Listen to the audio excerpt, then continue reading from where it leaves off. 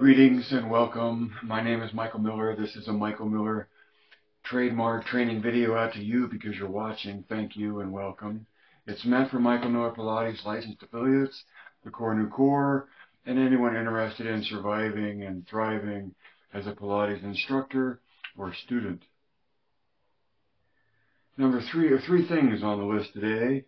Number one is a statement that says, recognize the build-up to the transition. And number two is lost in the expression. And number three is MMP POV. So recognize the build-up to a transition. What do I mean by that on the mat work? When you build up to going from lying down to sitting up, when you go from, if you're doing elbow to knee, or if you're back at double leg stretch, but wherever you're transitioning from being on the floor to sitting up into spine stretch, that's a build-up. And in that build-up is meant to be an accumulation of your engagement that is meant to be used to make the transition. So what do I mean by that? I mean, if you're doing the mat and you do elbow to knee before doing the spine stretch, coming up, sitting up and doing the spine stretch, or if you're going from single leg stretch, double leg stretch to spine stretch, in either of those transitions, there's a build-up of engagement that is there to see you through to the transition.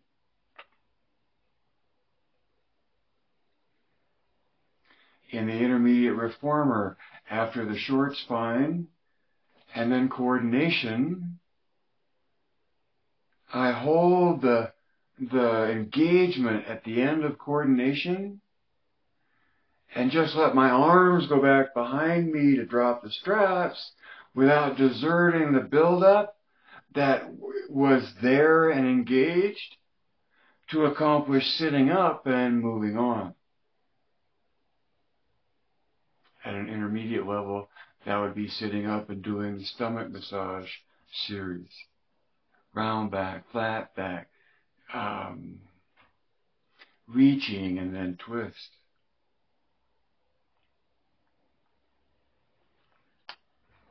Why do reaching before you do the twist? Well, you could just do the twist, but it's in the reaching that you take up more space and are able, I think, to engage more of the body, especially the core, by using the engagement of the arms to help in the twist. And so that was my reason, but there's another really good reason, and that's because that's the order that Joe does them in, documents them in, explains them and writes about them. And if I'm wrong about that, please pull out the book and show me.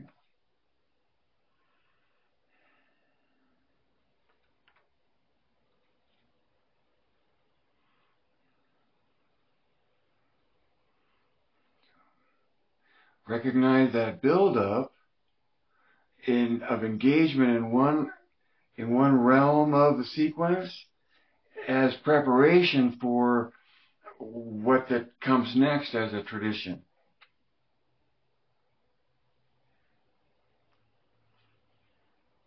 Meaning sitting up and doing spine stretch. And what does it take to actually sit up and hold yourself up there? Well, everything you've done to build up to that point. It's progressive. So number two, lost in the expression. Lost in the expression. So on social media, I see someone doing what I would say is characteristic of the upstretch on the reformer, part of the long stretch series, and showing control in terms of holding a curve from hips to shoulders and being able to articulate at the hips while holding the curve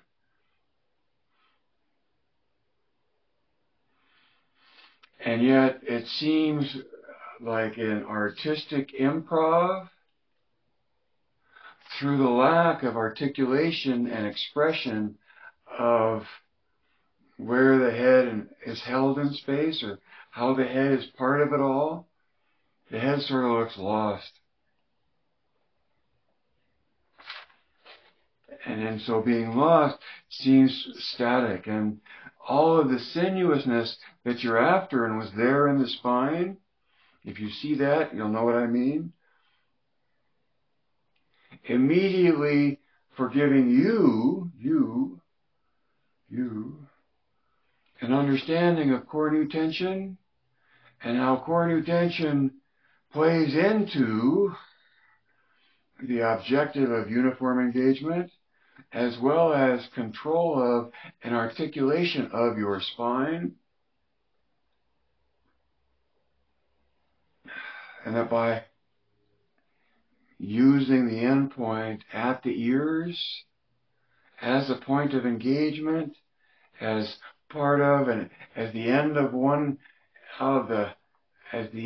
a sinuous engagement that happens from ears to metatarsals.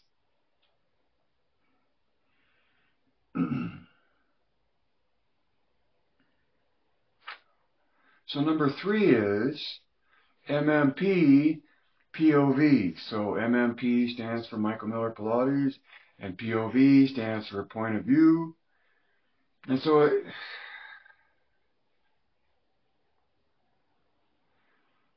keep in mind that being aware of the MMP POV doesn't mean everybody else's POV lines up with MMP, or cares, or wants to ignore. So it matters as an instructor what you know. And when it comes to seeing someone, okay, MMP, POV, and the question is, or the point is Pilates art? Is it artistic expression, and is that all that it ever can be and ever will be? So however it's expressed artistically,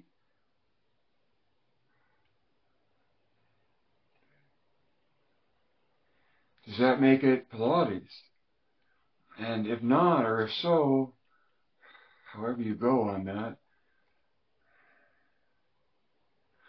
the MMP POV is that Pilates is more than art. Pilates is about acknowledging the physics in which we live, and in so doing, be in the pursuit of ideal expression. And by virtue of its ideal,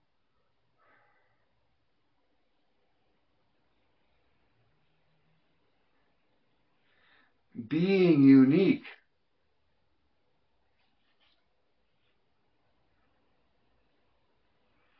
So that makes me think of B. Veer Pilates, who is encouraging on Instagram, creating a challenge. And I went on Instagram and I went on YouTube and I got videos of top 10 challenges, and I had no idea what I would find. And usually to me, it seems like a series of dance moves that all copy the same music. And so in that regard, a challenge could be the upstretch on the reformer,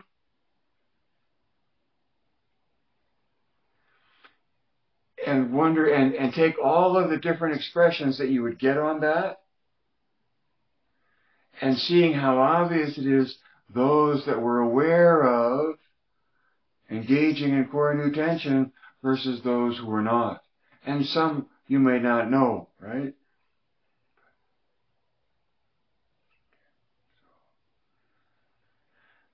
And the MMP, POV, Pilates is more than just art, and more than assuming an artistic inspiration for where your body is in space. expecting something more lowly than that in a way, just something that has to do more with the biology accomplishing the physics and a display of how the body does that through the overall challenge of doing the Pilates mat and the reformer and all of the attendant exercises, but in what manner do you do that? So, knowing core new tension and actually using it as a place of positioning your body in space, you can live within comfortable clothes all you want, meaning not engage yourself in optimizing what you can with your alignment. You can hide from the posture that gravity demands of you. But you can hold alignment and not be ostentatious about it or stick out too much. But see, it's impossible to be in posture without in some way being in tension that gets you there. And whatever that tension is has a resonance to it that you can feel and not just have to see to know is there.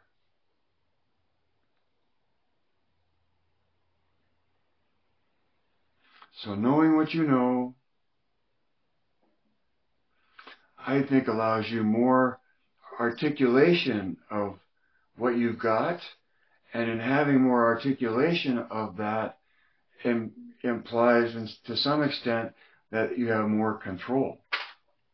Right?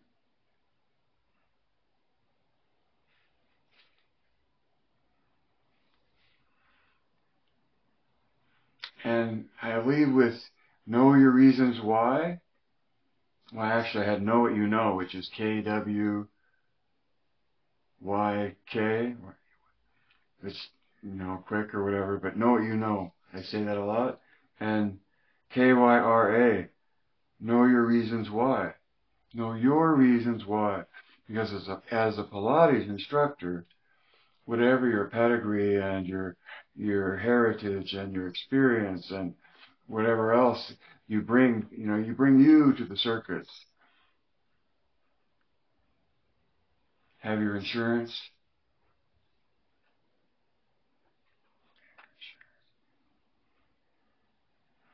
Have a waiver.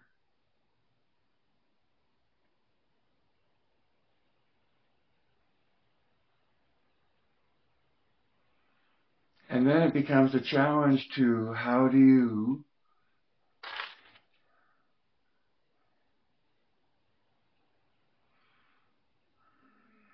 act as an instructor. And I think it's all to the positive in that I always assume whatever they've got is wherever they're coming from.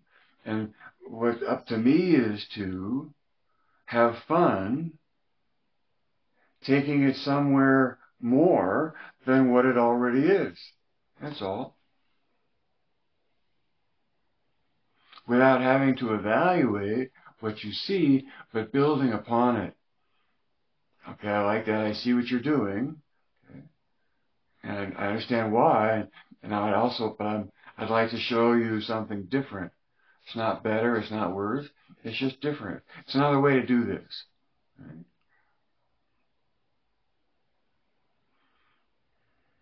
And then when and if and when you make some kind of a difference and it goes somewhere more, everything's better off. You build upon what you find without trying to tear it down, because everyone comes from somewhere. What you'll have from an understanding of CT and MMP is you'll know what you know. You'll have a reason why for what you do that goes beyond tradition.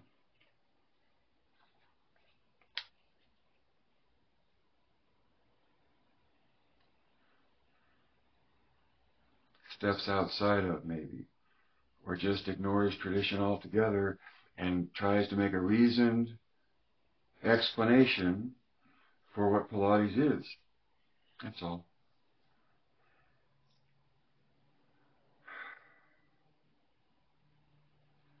For the day when you show up and this makes sense to you and there's some value in it, or you would not be listening,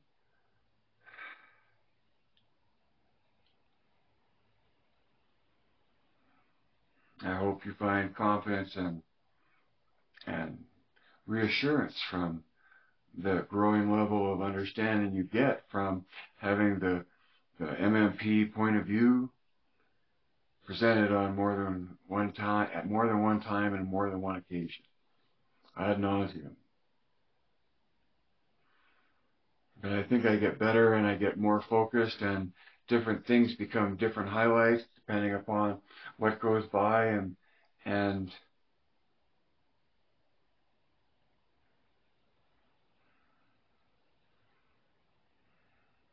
life can't live forever. Read between the lines and see behind the curtain and add two and two. And before you do that, evaluate points of view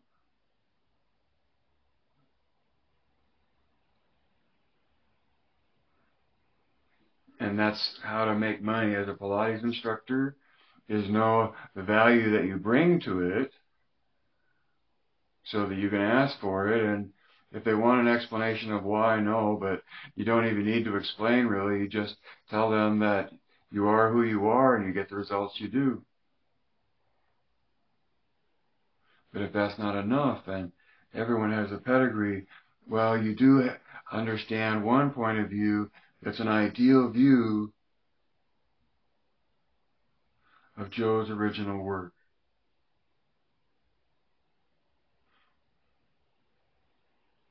So to the extent that the idea makes sense to you, it puts you in a direct relationship to the originator of that idea, Joseph Pilates. Evaluate points of view. Understand their differences. And when a point of view stands out from everything else, then it's applicable to everything else. A fellow instructor likes to call Michael Miller Pilates overarching. But I'm comfortable with overarching. I'd rather talk about it being foundational. It's the rock upon which Joe's method stands. It is what supports everything else.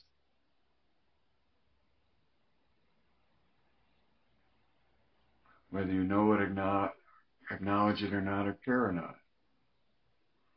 But to survive as a Pilates instructor is no small thing. And I think it will be more intense. And the more, in my opinion, the more you embrace your skill as an instructor from what you know about CT and MMP,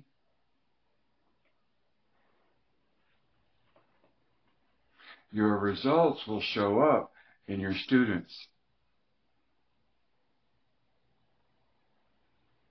Because if they don't rave about you, and if they don't rave about you, then where are you finding that complete coordination of body, mind, and spirit? Even if it's just a couple brief moments in an hour, it's usually much more than anyone expects to have anything be. To have the attention turned internally or on yourself as a student. That it's a corrective loop that you participate in. That's what puts it right over the top, is because it's like it's coming to a session and crawling inside your body as though it's a race car and driving it around intensely with great concentration and control and skill and all of that flow. and then having to like let go of your body of driving it around like a race car and just having to go around and do other stuff than do the conditioning that you find yourself within.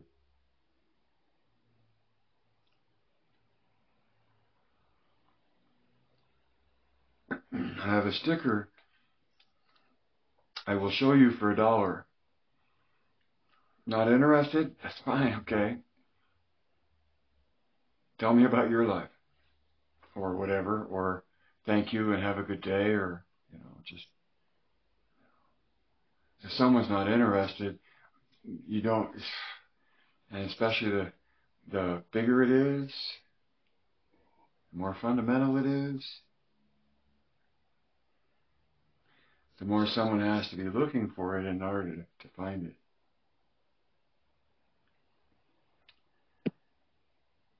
Direct your thinking. Geist.